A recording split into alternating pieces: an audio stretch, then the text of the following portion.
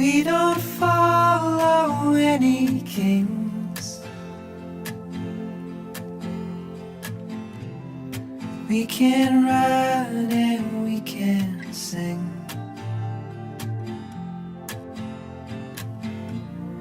We don't talk about the things we don't know. We don't know. We don't know.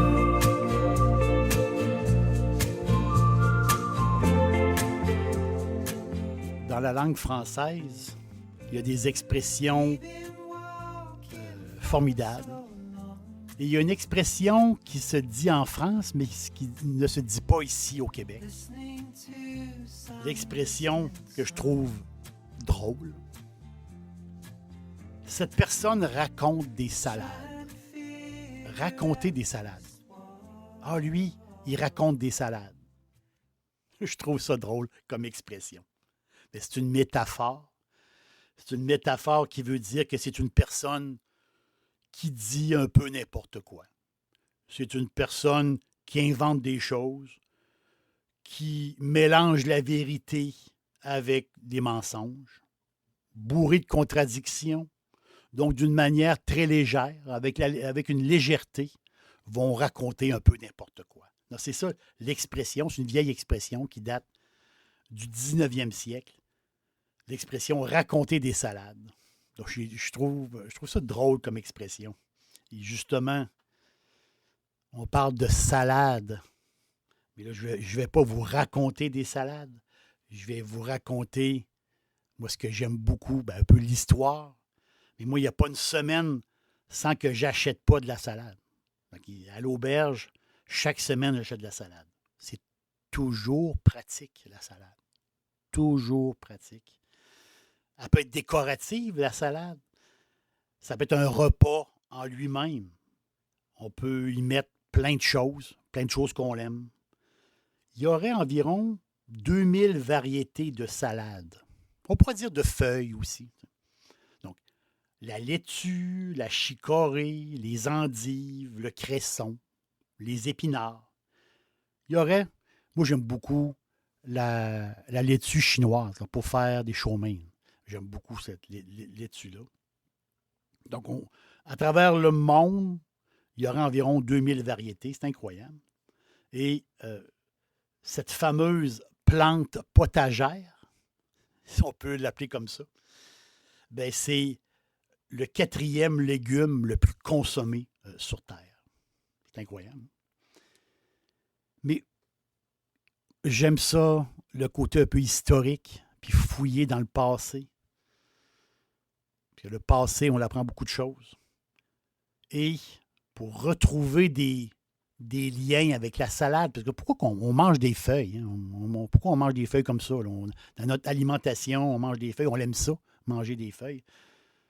Dans les Saintes Écritures, ils ont trouvé justement dans Moïse aurait dit à des gens d'entourer les morceaux d'agneau avec des feuilles dentelées. Ces feuilles dentelées-là auraient une saveur amère pour donner du goût. Donc, on voit que dans des écritures, dans le passé très lointain, ils utilisaient justement les feuilles de salade, les feuilles de laitue pour cuisiner. T'sais, au fil des siècles, le type de laitue, de salade, ça a évolué. Dans des temps très anciens, c'était plus amer. Après ça, on a eu des goûts différents, un peu plus poivrés, un peu plus doux aussi.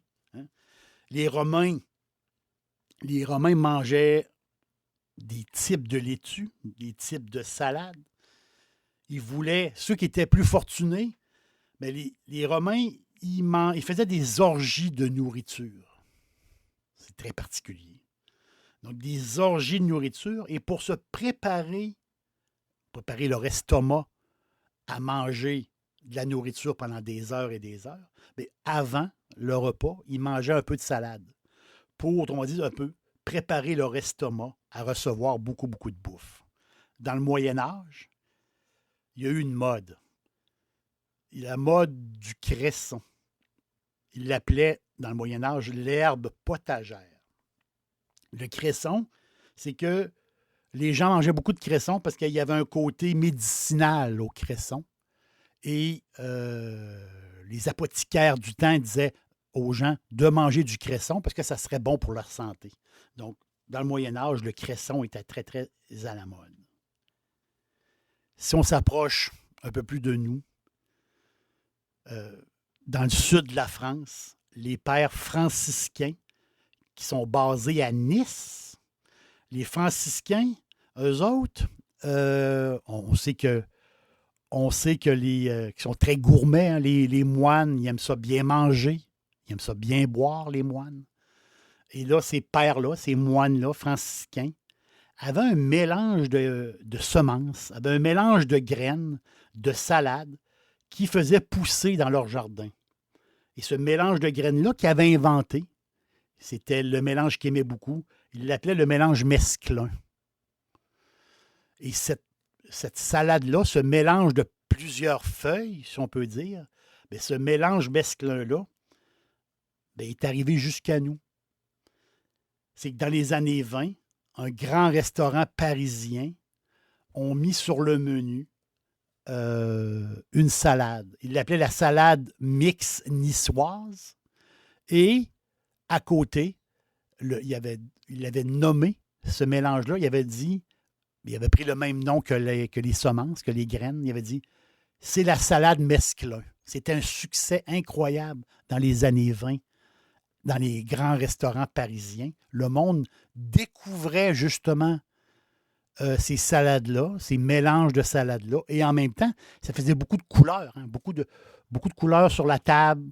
Donc, les gens ont adopté ce mélange-là qui date des pères franciscains de Nice. Puis si on parle salade, puis on parle de Nice, c'est sûr qu'on parle des fameuses salades niçoises. Mais quand on parle salade, automatiquement, on pense vin rosé.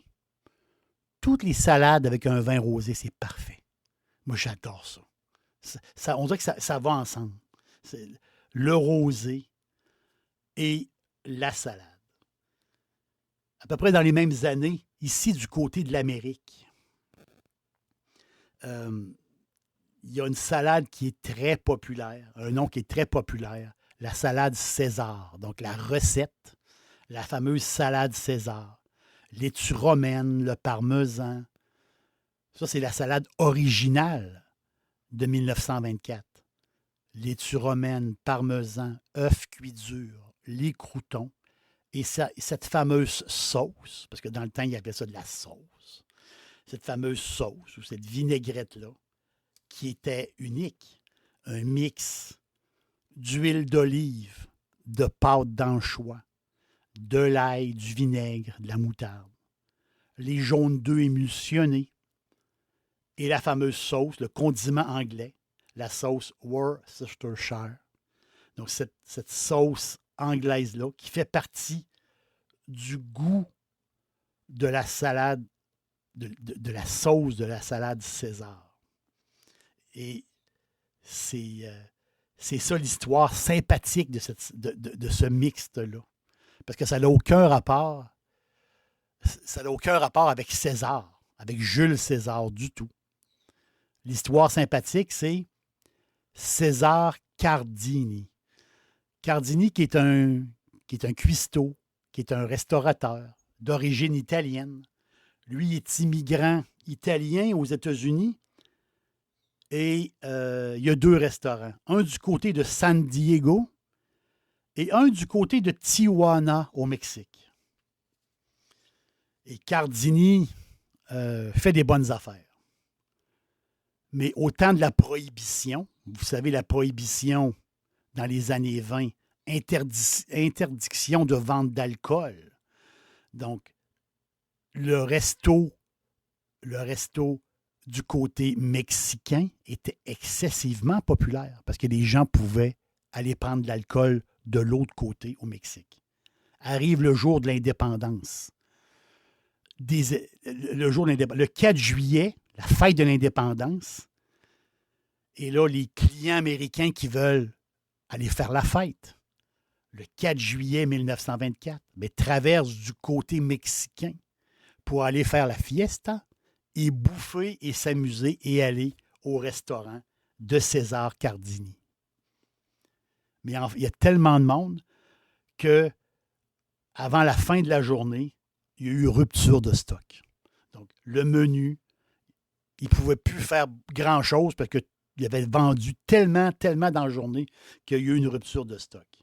Et là, César Cardini a dit, ben là, il faut que je fasse quelque chose. Il faut que je mette quelque chose sur le menu au plus vite. Donc, il a fait, justement, il a inventé cette salade-là avec la romaine, les œufs, le fromage parmesan. Il a fait une salade. Il a fait une salade, puis il a fait une sauce. Puis il a mis ça sur le menu. Et là, les gens qui ont goûté à cette salade-là, ils ont dit, oh, OK, il y a quelque chose d'extraordinaire. Et là, il a été obligé de garder cette salade-là qui était improvisée sur son menu. Donc, par la suite, c'est devenu comme c'est devenu comme une référence. La meilleure salade, c'est la salade César. Et la salade César, elle a un goût particulier. Et c'est lui, César Cardini, qui a inventé cette salade-là sur le coin d'une table dans la cuisine, en plein roche. Donc, c'est une invention qui s'est faite rapidement. Mais aujourd'hui, tout le monde aime la salade César. Vraiment, vraiment tout le monde. Et quand je parle de salade César à mon amoureuse, elle me dit automatiquement, ah oui, chérie, une salade César, ça serait parfait. Mais pourquoi pas une salade César grillée? C'est-tu bon, une salade César grillée? C'est une version incroyable. Et moi, je lui rajoute du poulet, justement. Je me fais griller du poulet, coupe en petits morceaux que je rajoute dans cette salade-là, César grillé, et ça fait un repas. C'est bon, c'est incroyable. Et c'est encore meilleur avec un verre de rosé. Un verre, non, 2 verres. Avec 2 verres de rosé. On reste en Amérique, une des variétés de laitue de salade. Vedette, typique nord-américaine. C'est la laitue iceberg. La fameuse iceberg, qui a été boudée pendant quelques années. Les gens ont recherché des laitues, des salades un peu plus goûteuses. Ils recherchaient des laitues différentes. Et la iceberg était un peu abandonnée. Mais elle ne l'est plus aujourd'hui. Mais il y a eu un petit passage à vide chez la fameuse iceberg. Mais l'iceberg, elle a quelque chose que les autres n'ont pas. Elle est croustillante. L'iceberg, c'est croustillant. Donc, pour mettre dans un burger, ça prend de l'iceberg. Le burger est meilleur avec la laitue iceberg. Et cette laitue-là qui est typique nord-américaine, ça a été inventé, développé, je devrais dire, par un dénommé M. Burpee. On est à la fin des années 1800, début des années 1900, dans la région de Philadelphie. Et Burpee, lui, qui a un commerce, son commerce, justement, ben, c'est les semences, les graines de légumes. C'est son commerce. Et lui, Burpee, veut inventer une sorte, veut faire des mix, il veut inventer une salade qui va être résistante. C'est ça, le but de Burpee, c'est ça. Donc, il fait des croisements de plusieurs laitues, il travaille là-dessus. Il veut une salade résistante pour le voyage, une salade qui va rester croquante. Parce que, vous le savez, quand on va cueillir une pomme de salade dans le jardin, si on a un peu de chaleur, bien, cette salade-là va venir flétrie très rapidement. Et lui, Burpee, c'est spécial parce que paraît-il que ce dénommé Burpee, lui qui a inventé la salade, qui a trouvé justement le croisement pour la salade iceberg, sa famille serait des Beaupré. Mais les gens aux États-Unis avaient de la misère à dire Beaupré, donc ils disaient Burpee. C'est comme ça qu'il se faisait appeler. Mais ce Burpee-là, qui a trouvé justement ce croisement-là, par la suite, ils ont fait pousser énormément d'icebergs et la salade partait de la côte est américaine pour fournir la côte ouest américaine en train. Donc, ils remplissaient des wagons remplis de salade iceberg et ils déposaient dessus de la glace.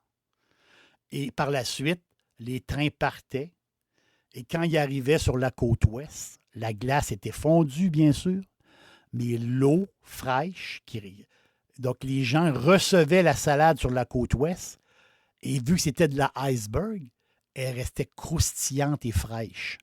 Et les gens de la côte ouest disaient, c'est fantastique, on a de la laitue très, très croustillante. Et le nom iceberg vient du fait de sa couleur, qui est plus pâle, et aussi vient de la glace qui mettait par-dessus les wagons. Donc, ça faisait des genres de petits icebergs de glace. C'est là, le nom vient de l'iceberg, le nom vient de la glace, justement, avec le transport par train. J'aime beaucoup utiliser l'iceberg de plus en plus je m'en sers à la place du pain, justement. Donc, je vais garnir des feuilles d'iceberg avec de la viande épicée, avec des légumes. Il y a le côté croustillant de l'iceberg, ça nous fait un repas très léger, croustillant, avec de la viande, des légumes. Donc, l'iceberg remplace le pain. J'adore. Cette idée-là, je l'adore. Pour moi, c'est quand même assez nouveau, mais je le fais régulièrement. J'adore ça, vraiment. Un des plus vieux légumes du potager, c'est le chou. Donc, on peut ajouter le chou dans la série, on peut dire, des salades ou des feuilles. Hein, le chou qui poussait de façon sauvage en Europe, le chou poussait tout seul, là, dans les années très, très lointaines. Là, du chou, ça poussait tout seul. Et c'est les Hollandais qui ont adopté le chou. Et les Hollandais, vous le savez, c'est eux qui ont fondé la ville de New York. Donc, les Hollandais qui habitaient en Amérique, qui étaient arrivés en Amérique, les autres, ils cultivaient le chou et ils mangeaient, autrement dit, râpé. Donc, ils râpaient le chou pour que ça soit comme une genre de petite neige, si on peut dire, de salade, de chou. Donc, ils râpaient ça très, très, très, très finement. Et chou, le nom coleslaw, justement, cool, ça vient de cool slaw. Et dans la langue, autrement dit, ça veut dire salade. Slaw qui signifie salade râpée très finement. Slaw. Salade râpée très finement. Donc, coleslaw est devenu coleslaw. Donc, ça a passé le temps. Mais c'est les Hollandais. C'est les Hollandais. C'est les New-Yorkais. C'est les nouveaux New-Yorkais qui faisaient la fameuse salade de choux. Et quand on y pense, la salade de choux, c'est la place typique où ce qu'on mange de la salade de choux, c'est en Amérique du Nord. C'est très, très nord-américain. Parce que quand on va en Europe, la salade de choux, ils ne connaissent pas bien ça. Là. Ils vont connaître le chou, mais pas la façon qu'on mange notre salade de chou. Qu'on mange nos salades, on peut manger nos salades de toutes sortes de façons. Il y a le style Pokéball, justement, qui est on va le dire, on peut le faire avec du riz, on peut rajouter de la salade dans le Pokéball, on peut le faire d'une autre manière. Il y a le fameux style gado-gado. Donc, autrement dit, avec du chou, pommes de terre, des céleris, avec une sauce aux arachides. Donc, une salade style gado-gado. Ça a un goût particulier, justement, avec la sauce aux arachides. Il y a une multitude de recettes fantastiques. Le style fattoush, justement du Moyen-Orient. Moi, j'aime beaucoup une salade fattoush avec des morceaux de pita séché, très croustillant. Après ça, avec un fond de romaine, on a du jus de citron, de la feuille de menthe. C'est bon, fattoush, c'est incroyable. J'ai le goût d'aller me préparer une salade. Je pense que c'est ça qu'on va manger ce soir. Je pense qu'on va se faire une belle salade, possiblement avec des œufs, peut-être une salade niçoise ou ce style-là. Mais une chose est sûre, c'est qu'on va se rouvrir une bouteille de rosé, moi et mon amoureuse. Donc, je vous souhaite bonne salade. C'est toute une épopée, la salade. Et je vous souhaite un bon repas léger avec un bon verre de rosé. À la prochaine. We don't know. We don't know. We don't know. We don't know. We don't know. We don't know. We don't know. We don't